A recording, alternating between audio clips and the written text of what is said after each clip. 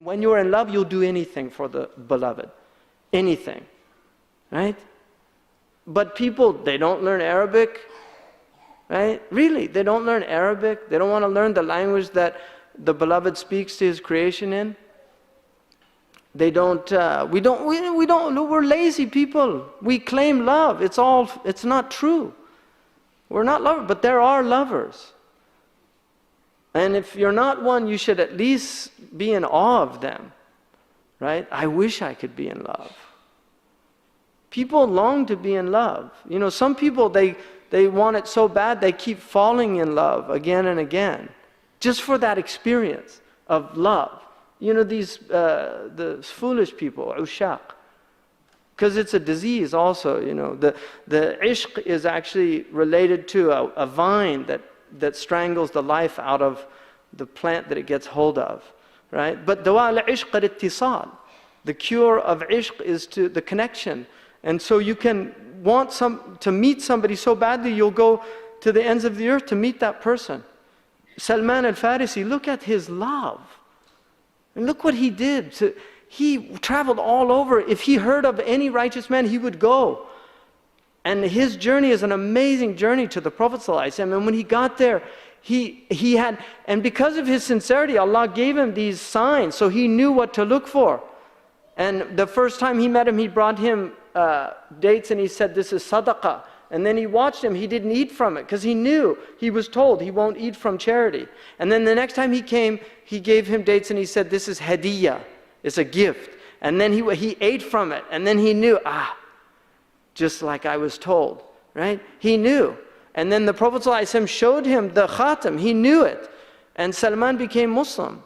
And then Salman, look at his sincerity. The Prophet ﷺ gave him, he was a slave, unjustly, he was enslaved, you know, stolen on a caravan. But he planted 300 date palms. And the man who had bought him stipulated that they had to come to fruition before he could be free. And in a few months they all came, and except for one. They went back, the Prophet went back, 299 had come to fruition, only one wasn't. He said, what happened? Omar said, Astaghfirullah, I planted that. So the Prophet planted it and then it came quickly. And he was freed. But look at his love, Salman. Salmanu minna al al-bayt. Look where love gets you. Salman is our family. He's part of our family. Salman al-Farsi. Amazing man for his love. Look at Maymuna, look at her love. You know, 30 years after she married the Prophet, she was nearing death. You know where she wanted to go? To the same place that she spent the first night with the Prophet. That's where she's buried. Look at the love, look at that love. You know, ishq, it's amazing, that love of the beloved. And this is what these people had, you know, and they want to just take love out of Islam and make it something else. This religion is about love. لا يؤمن أحدكم حتى يحب لأخيه. He didn't use any other word.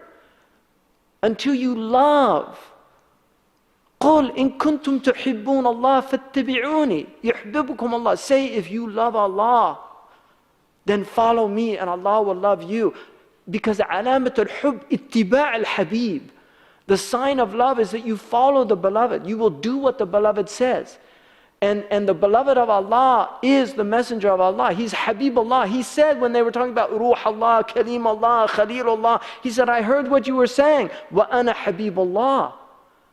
Right? This is the name he was given. He wasn't given the one God spoke to. He wasn't given the one God befriended. He wasn't given the one who's this spirit. No, he was Habibullah, the beloved of God. This is his maqam.